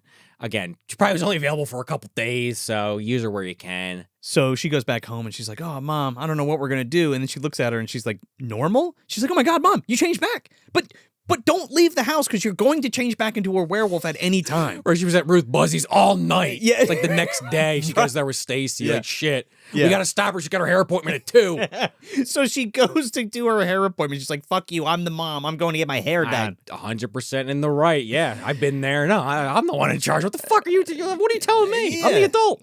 What? We're going to keep that stalking theme going. We got to follow her. I mean, they're kind of right. So she goes to get her hair done and she starts transforming again. And fucking Marcia Wallace is there. I love Peggy. this woman. Oh, man. Edna Krabappel from The Simpsons. From The Simpsons. One of her most famous roles. She's in the asparagus episode of Alf, which we talked about. She's also in Ghoulies 3 that we talked about. I think we talked about it on that episode. I know we talked about her before, but I couldn't remember. What's the matter? Cat got your tongue? She's great. Peggy. Yeah, she's great. The owner or the person that runs the salon. And she's like, oh, okay, yeah, I got my work cut out for me. All right, take a seat. We'll give you a little bath for the hair, shampooing. Leslie doesn't realize she's turning back into a werewolf. So they're like, holy shit, this is going to be my masterpiece. Well, this is going to be a challenge for me. Yeah. So she like does her all up and they give her a pedicure and a perm and shit. And she's like, look at it. Aren't you beautiful? It's Wolverine chic. Her face has all the hair. She's like, oh my God. It looks pretty good, all things considered, though.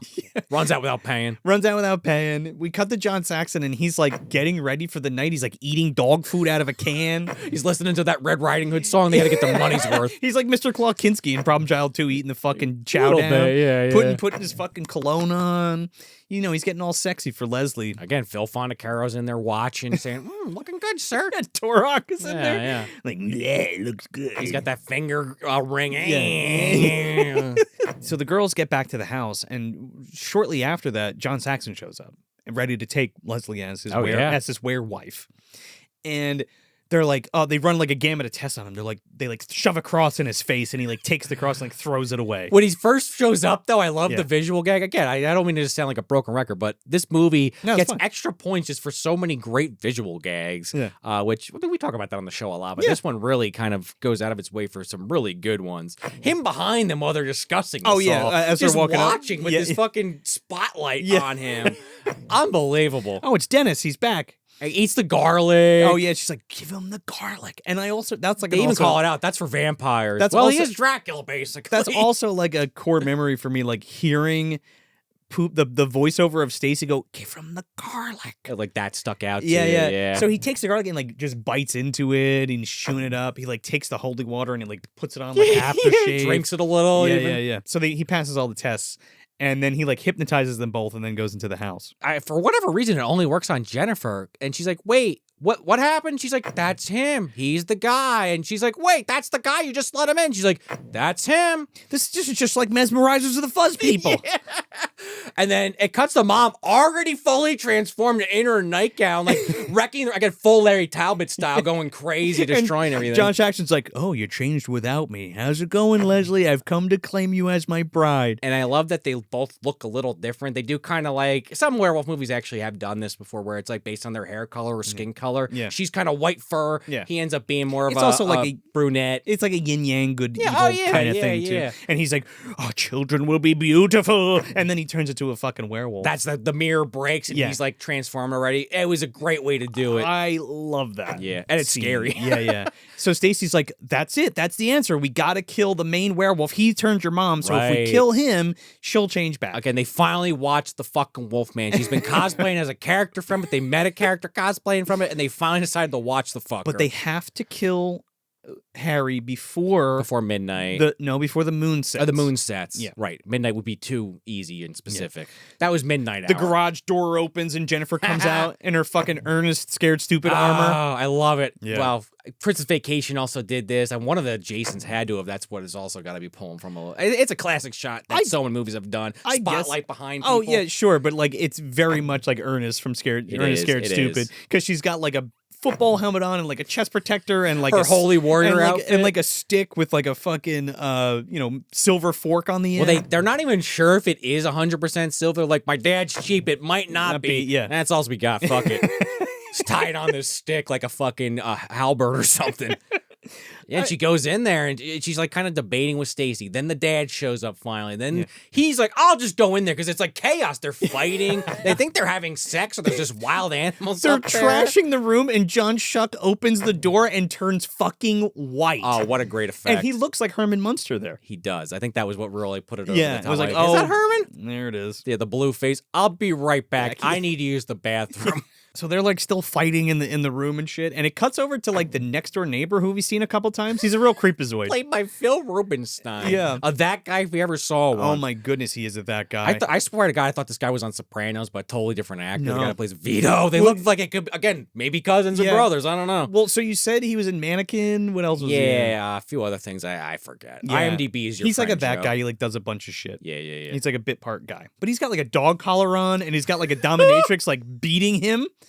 Well, at first the shoe flies out the window. Well, he's like, what the fuck's going on over there? Keep it down. There's people trying to enjoy themselves. And a shoe comes flying from across the thing. He whacks him in the head. And he's like, get that shoe. I got to sniff that shoe. Right before the cops arrive, they come back to him, and now he's got binoculars watching. And this time the percolator goes flying.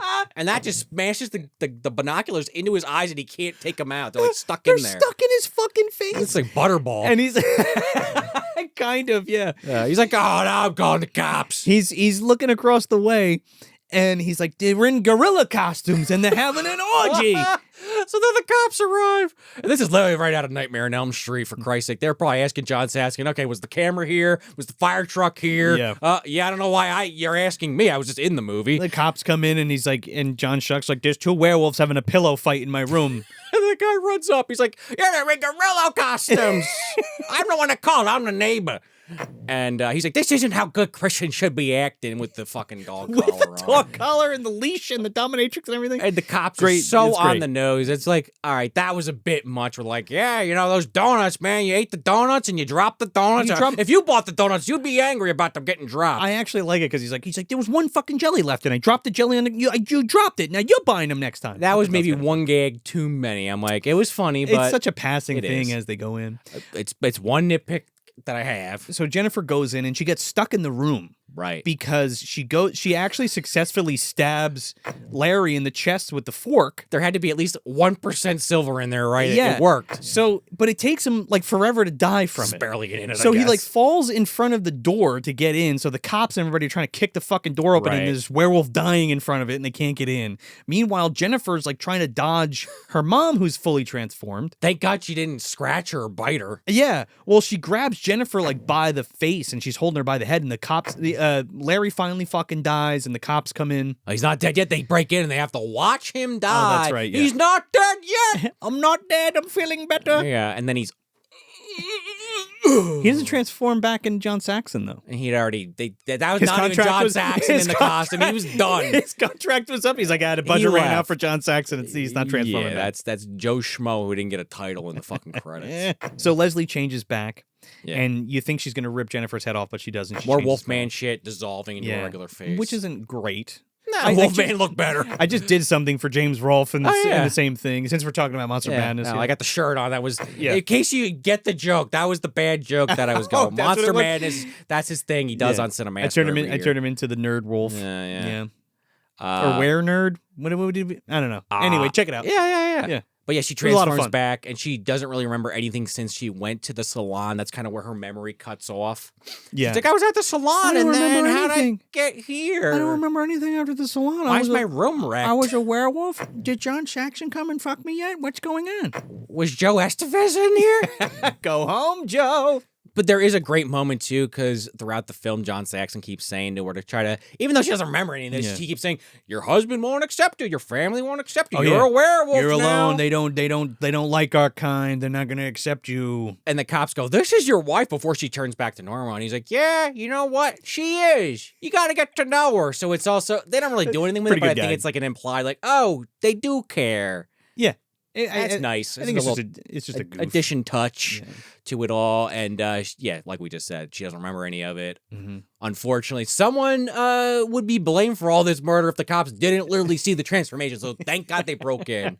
Because some other movies that we do, I'm like, well, there's nobody to see what happened. You're just going to jail. I don't think they're going to jail because he doesn't turn back. He's a werewolf for the They rest have of evidence. There's That's a what I werewolf mean. for the rest of the movie, and like there's been killings by an animal. Like here it is. They have that sketch. Yeah. The mayor wasn't lying, apparently. Lou Larrett, whatever the fuck his name is. Yeah. Loop Guru, yeah. So then we kind of close out the movie with this. The next morning, everything kind of the news The people come, newscasters the cops and arrive, the everything, cops come. ambulances. Fucking Kimmy Robertson is there.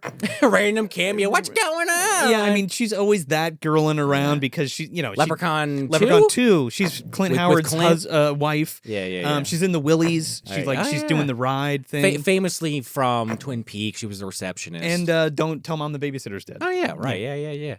I love this. The reporter though, I forget what her name was, but she was pretty funny. How she's just kind of like Yeah. all about herself. Yeah. She's like asking about this like amazing discovery about a werewolf. She's like, oh well, what do you have to say about this, Howard? And he starts to talk. She's like, oh, isn't this incredible? Yeah. That's a good gag. And she's like, Jesus, I'm trying to do this report, and they just would not shut up. Because their whole plan is to tell the whole world, fuck it, it's a werewolf. Fuck it, we got to expose them. Yeah. Well, thank God they didn't, because Umbrella would have been in there with the machine guns. So maybe it's good that maybe the reporter worked for Umbrella. That's the secret, really. Jerry Stiller and Ann Mirror are in their house watching this on TV, like, fuck, they're gonna rat us out. They're gonna come kill us. Right, step monster, exactly. No, One Wolf's Family Monsters. Well, that one's also involved. We talked about it earlier. Everyone's kind of fucked. The cops and the news are in town. Well, it's different because we're not sure if it was these joggers were killed by a Tripopkin or they were killed by a werewolf. We're not sure. That's fair. They're all going to blame the werewolf. Though. Yeah. Brian James is over the moon. He's like, I got to keep going with this deal. Well, his ass is already fucking dead. Well, again, timeline's kind of up in the air. If he, in I mean, MDU. it could take place after. You're I right. think he's excited about it. Either way. Sure. Or he's dead. Either way, somebody's excited. I do love turning old women into werewolves. Or mom just blew up in the kitchen. I don't know. Again. But yeah, so that's basically the end of the movie. Stacy still pining after Ralph. Ain't gonna ever happen. I love when they're doing the report and she runs out and she goes, Stacy Pooh-Bah! Stacy Pooh-Bah! It's that got a good laugh out of me too. And then you think the movie's gonna end, but Nope. they have like a final scene with them back in bed, mom and dad. Well, Ruth Buzzy comes back. Oh God, how could I and forget? she's got like a giant crystal ball in her fucking like Corvette or whatever she's driving, and she's like throwing out her like business cards to people. She's like, I predicted the werewolf. Come, it's only $30 and I'll tell you your future. Yeah, the price again, like we said earlier, keeps going up higher and higher. Yeah, it's great. And then we see mom and dad in bed later that night. He's like apologizing to her. Jennifer from the other room for being an asshole. Yeah. He's like, hey. He's like, I was being an asshole. He's like, largely, I'm sorry I haven't been paying enough attention to you and I haven't been home and blah, blah, blah. And for being an asshole. And then it kind of Go to bed, Jennifer. Yeah, go to bed. No more football on the weekend, just you. She's like, oh, thank you. He's like, maybe Super Bowl. Maybe the Super Bowl. Maybe Orange Bowl. Maybe when you're not around. Yeah, all right. The fuck is the Orange Bowl? Is that That's college? college, yeah. Okay. One of the many. There's a lot of I college. would imagine. And then, again, think it's this is like Lord of the Rings. So Then we go to Jennifer. So Jennifer's chilling, reading a book or some Call shit. Stacy. Yeah.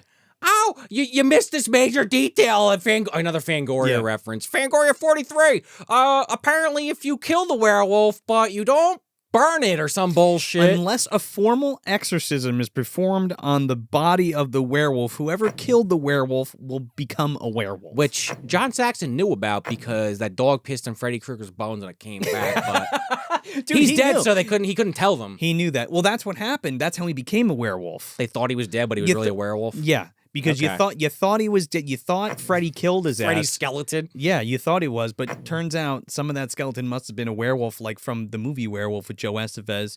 Cuts John Saxon, goes to the morgue, doesn't die, comes back, and now he's a werewolf. Except now he's killed by it might be Silver Fork.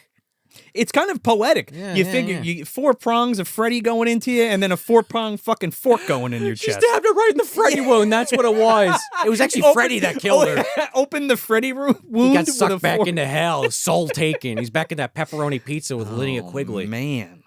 Fuck. Well, Dad and Mom are no longer in trouble, so, Jennifer's happy at the end of the day. It turns out And Manny's gonna get taken out down the road. She doesn't even realize it yet. Hey. Oh, shit. It is connected. I told you. Well, that was a different franchise, but Well, fuck it. well, Jennifer ends up getting cured, and then they move to another Elm Street. No, they move to the place where the poltergeist house was, and then they encounter an alien and go to McDonald's. It's a whole thing. I helped invent this bullshit, and I'm confused. It's great. Yeah, People, sure. you're following along, right? I know you understand. Yeah, they got it all. They got notes. I got none. One more thing before we wrap this up. I love the credits song because it's like, you bring out the werewolf in me. That's what she was listening to when she was in her rock mode in Dude. the car. I love this fucking song. Yeah. It's great. It fits the theme perfectly. It's by Simon Stoked. Okay. That's who did this song. And he also wrote the Chucky song From Child's Play 1? from Child's Play. They were going to use it for the credits, but instead decided They not didn't. to. Yeah. Which was a good thing. Because he's like, hi, my name's Chucky, and blah, blah, blah. Yeah, not great for the ending of that film. Good it exists. You'll be my friend to the end, or some shit. Yeah. This isn't Lep in the Hood, for Christ's sake. Yeah. No. So this guy, Simon Stoked, sounds like the guy from the swimming pool cues. They do that song Corruption in Brain Damage. That's the one like Okay. Brian goes to the club with, and like Dave Bartolos is there. Yeah. Yeah, he kind of sounds like that guy, but it's not that guy. Same kind of music, though. Yeah. So where are we putting this, man? It's on shelf. It was funny. I'm so happy to hear you say that. Oh, yeah, me too. It was funny. When I was first watching it, the first 20, I was like, okay, I see what they're doing, but I'm getting a little nervous. I'm like, oh, no, this is another one where it's just not going to click for me. And then, like, the next hour, 10, It did its job, There man. you go, That man. setup just... I get nervous sometimes when it's a little slow in the beginning, especially low budget, but I just had to be patient. And then on the rewatch, it didn't even bother me at all. So I think I was just getting... I wanted to get to the next... Yeah. I wanted to see what was going to happen. Your anticipation was getting the better of you. Yeah. And I wasn't disappointed, so that helped. Yeah. Great characters. The acting is pretty solid. Again, it's low budget, so... I don't know, I feel like I bring that up every time, but it's kind of hit or miss. Everyone in here is very good. Dad might be the weakest, but he's so funny. You just kind of ignore some of his weaker line deliveries. Sure. And I'm joking about that one scene with Ruth Buzzy. It's the single shot that goes on for a minute. I don't know. Maybe they just wanted a single shot scene. Sure. That's the only one that really, that and John Saxon in The Nightmare are like their only two standout bad shots. Right. The rest is really well done. Great cinematography. The effects are pretty damn good. The werewolves look great. I don't know. John Saxon's creepy as hell. They give enough excuses for why things happen. Again, this is a little bit of a satire, so you buy into it a little more. Yeah.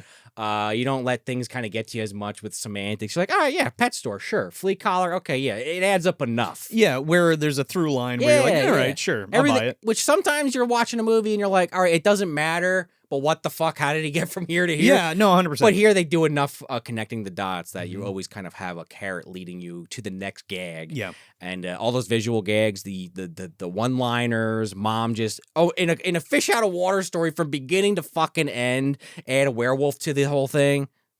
They nailed it. Very well done. So good. I'm not going to sit here and say it was a 5-star film. No, of course not. I don't think we have many of those on this show. No, but I enjoyed the hell of that out of it, and I would definitely rewatch it. Fuck, I watched it twice for the show. Partly to remember it a little better, but also just because I did enjoy it quite a bit. So if that DVD eventually drops, I mean, they still do drop DVDs occasionally. I'll take a Blu-ray, of course. I mean, it needs to be Blu-ray 4K. Yeah, I'll be picking it up if it's ever available. I don't want any ifs, ands, or buts. Like, if you're gonna do it, do it for a fucking 4K. Yeah, for sure. Yeah, man, this is on the shelf for me. Of course, it is. It's been there. Pulled it off of it. I pulled it off of it for the episode.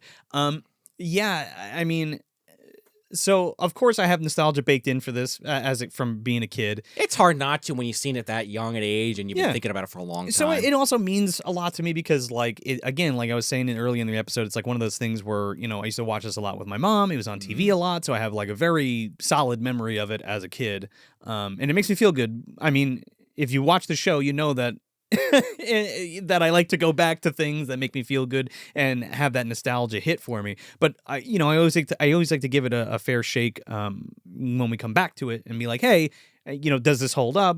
Does it still like work? And it does. And going over it with like a fine-tooth comb, I think it works really well, especially for what it pulls off. Like I don't know any other comedy werewolf movie. I'm sure they exist, but like this one nails the concept. I mean, there's not many of them either way. Teen Wolf, maybe. American in Paris, American Werewolf in Paris too. Fuck that movie. Or whatever the fuck it was called. Fuck that movie. Movie. But like the only one I can really think of is like Teen Wolf.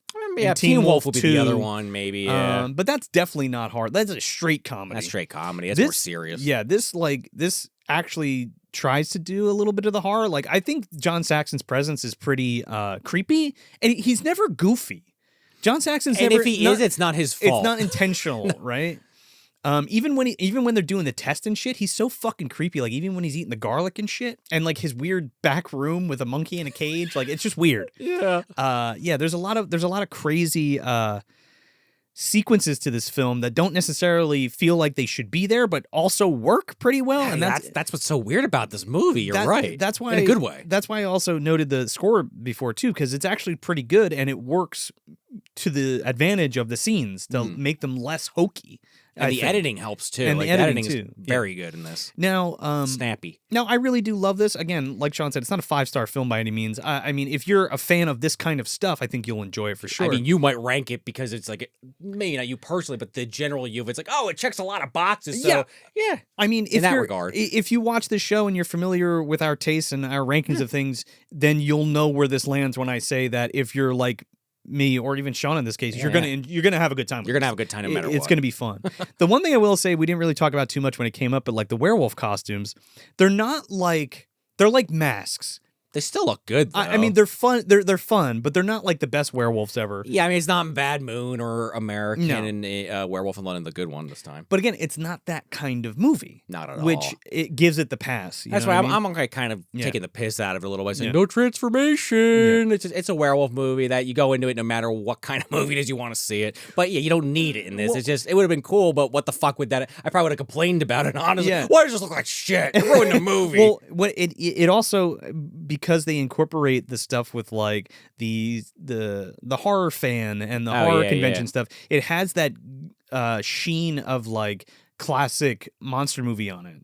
So like you get away with stuff like not only being a comedy movie, but the stuff like the dissolves for the hair coming back. Oh yeah. And like not having this extravagant werewolf at the reveal at the end. They're just they're just okay. Which was kind of like, which, I didn't like as much, but Midnight Hour tried to do that. Yeah. And even Monster in the Closet, we're kind of aiming for a similar kind of tone. Yeah, Monster in the Closet has like that Atomic Age kind of feel to it, and Like satirical, but it's still taking the material. It's satirizing seriously, but it's a comedy. it's almost like satire. an homage. Homage in is probably the some more accurate sense. term, You know what I yeah. mean? So it's kind of this mishmash. It's comedy forward for sure, but it's Oh, like yeah. a mishmash comedy horror. With like a classic monster kind of sheen on it, and you get, like we were saying before, you get a little bit of Dracula, you get a little bit of the Wolfman, and kind of this hodgepodge, but it works really well. And then John Saxon at the center of it as the bad guy. Him playing that Yeah, character is yeah. perfect. Yeah, everybody's really funny, and I can't stress how much I love Stacey Puba. She's the best.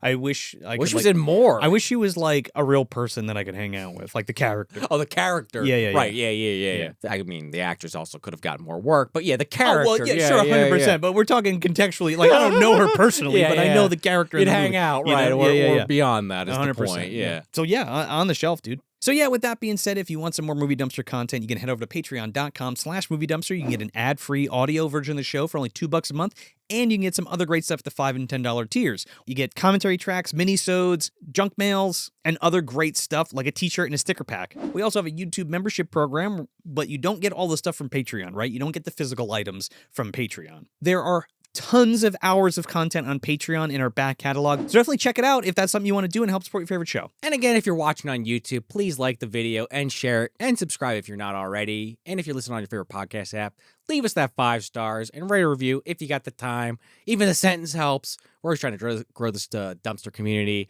get into more eardrums, eyeballs, and everything in between.